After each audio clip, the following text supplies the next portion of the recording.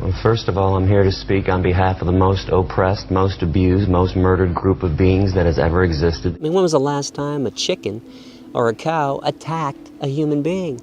How about never? A pig, a turkey, never. We're the ones that attack them. Cows have harmed nobody. Chickens have harmed nobody. We are murdering innocent beings. We send them to slaughterhouses. They know what's going on. They're aware. They're conscious. They smell death and fear and blood in the air. We cut them up into pieces. The animals are not willing participants. We're teaching them that it's okay to disregard animal life, that human life is more sacred than animals, when every creature on this planet values their life just like humans value their life. We all suffer in the same way. We all feel pain in the same way. A knife in my throat is just as painful and harmful as a knife in a cow's throat, in a chicken's throat. Because people don't realize how much they're harming animals in their daily lives.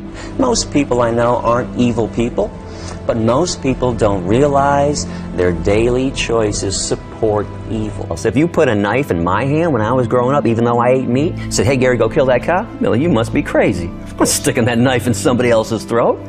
So we pay other people to do it. So I want to reach those people that are passively evil, that passively take part in this, and that's the masses. So I'm just pointing this out to everybody, because people don't realize how much they're harming animals in their daily lives. So as I point out, the steak, the hamburger, the chicken sandwich that you're eating, the schnitzel, okay, these pieces of meat came off the bodies of living animals who didn't want to be murdered, who didn't want to suffer and die, who didn't want to be tormented. It is the most profitable business on this planet since the beginning of time, animal slavery. Nothing comes close. Not cars, not gasoline, not oil, not computers. Nothing compares to the amount of money being made off the backs of animals, literally. I want to show people what's going on, because if you watch the news, if you watch TV, the advertisements are happy cows. So I went to a slaughterhouse on my own to see what was going on. I heard their screams. I smelled death in the air. One of the most disgusting things, to smell fear and death. Why don't they show you slaughterhouses and say, hey, this is where your hamburger comes from. This is where your chicken nuggets come from. They intentionally lie to you. I don't lie. I intentionally tell you the truth, because I think if you saw what was going on in the slaughterhouse, no logical person could choose to continue to eat animal flesh. It is sad that we can't talk to kids about the truth about what's going on in the world. Every second, just so you know, of every minute, of every hour, of every day, female animals are raped to impregnate them. Every second, animals are being killed. In America today, 30 million innocent beings will be murdered for a sandwich. Well, we're talking 12 million people were killed by the Nazis. In 1 year alone on this planet, 60 billion land animals, 90 billion marine animals are tortured, tormented, and killed in the world's most massive Holocaust. That's just in 1 year alone. And when we teach children that the Jewish Holocaust was evil, but then we send animals to their death, to the slaughterhouses in the same extermination trucks that sent Jews to their death, we're committing a gross error. Remember, I don't do things to be a politician. I don't say things that people want me to say. I speak the truth, and the truth is harsh. I know people don't want to hear that there's a Holocaust taking place, that they're taking part in, but that's a fact. I call human beings murderers of animals. That's what we do. That's the truth. The truth is harsh. They must look at us like we are devils. We cut things off their bodies, their horns while they're fully conscious, off the cows. We cut the beaks off of hens. We rip the testicles out of baby pigs when they're born. We have treated our cousins in fur and feathers so horribly that beyond a doubt, if they ever formed an organized religion, the devil would be depicted in human form. Put yourself in the animal's position. Imagine somebody raped you to impregnate you. You gave birth to this baby. This baby was stolen from you at birth. That baby was fattened up with corn and soy and wheat and oats. That baby was put on a concentration camp truck, sent to a slaughterhouse, hung upside down, fully conscious in front of all of her own species, screaming, terrified, in fear, knife shoved into, her throat, cut up into pieces. Where's the justification for this? This is why vegans get so militant, because I don't want to be a two-legged devil. to the animals or to anybody. No injustice can live forever. Sadly, injustice can live for hundreds or even thousands of years, but no lie can last forever, and people are becoming aware. Change is slow. It took 400 years to convince white people in America not to own blacks. You can see why this is taking so long. I speak against speciesism in the same way Nelson Mandela spoke against racism. We live on a planet that murders animals, a speciesistic planet. Understand, like a racist who thinks that their race is better than another race. Speciesists think that the human species is superior to animals, and we have the right to harm and kill any species we choose.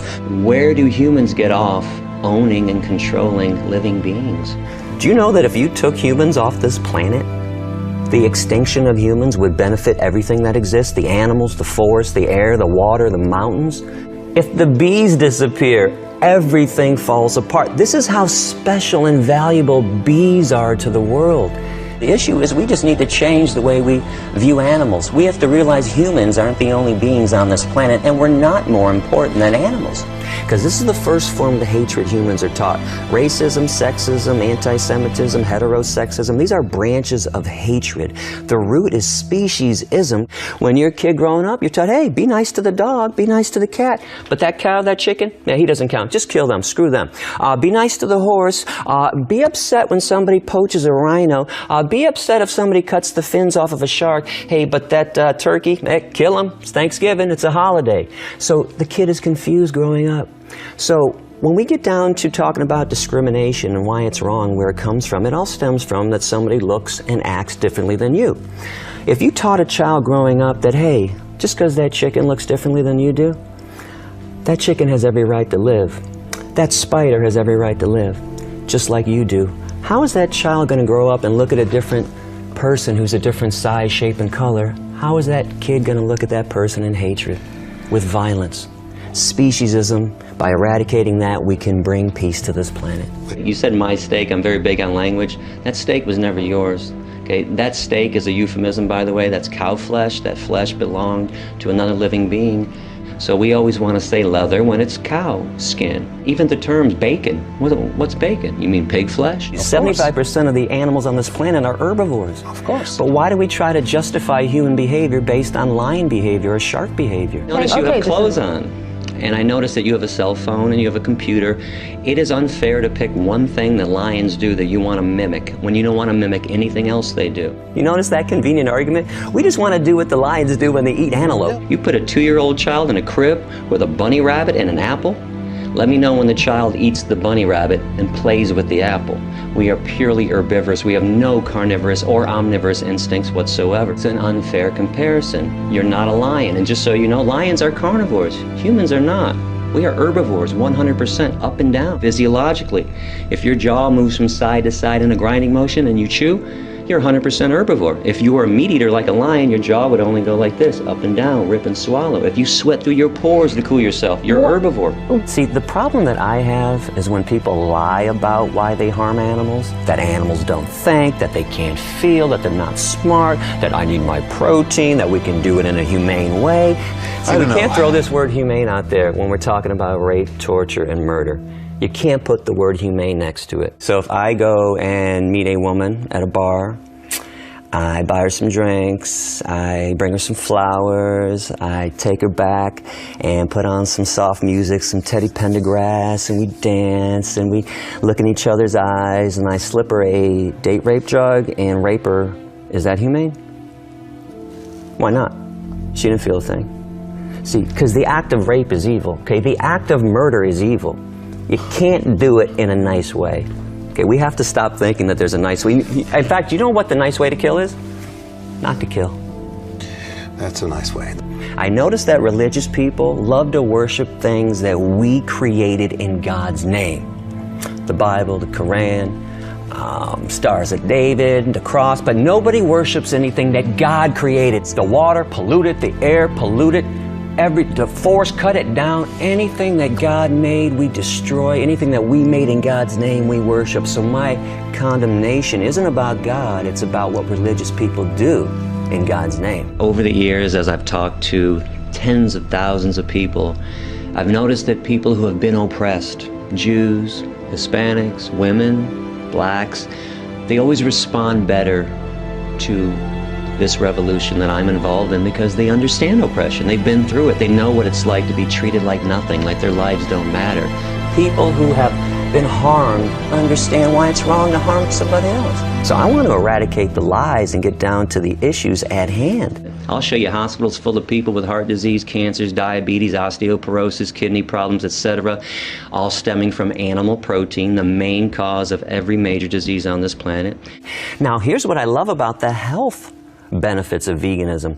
When you're being altruistic, you should never expect anything in return. Right. When you're vegan, you get a lot of great things in return. Your health, you're good to the earth. Because let's face it, the worst form of environmental destruction is animal agriculture. That's right. So there's some great benefits and kickbacks, but without a clear conscience, without mental health, we can't have physical health.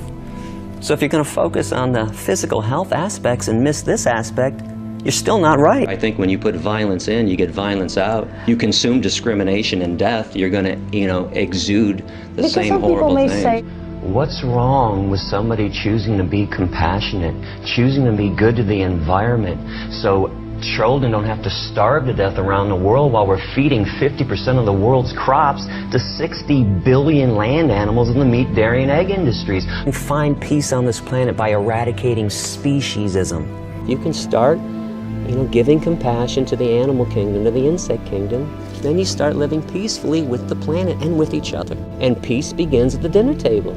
Because we claim to be moral beings. We claim to know right from wrong. We claim to be compassionate. And as long as humans make these claims, I'm going to be in everyone's face and say, you can't do it halfway.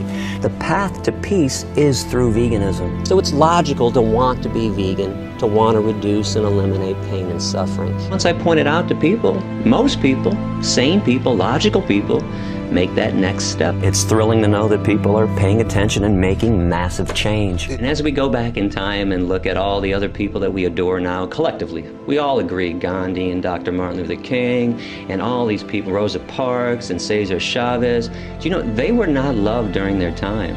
They were despised. They wanted to make change, massive change. It's only later on that a society looks back at revolutionary activists and says, oh, man, he was great. He was just trying to bring peace and justice.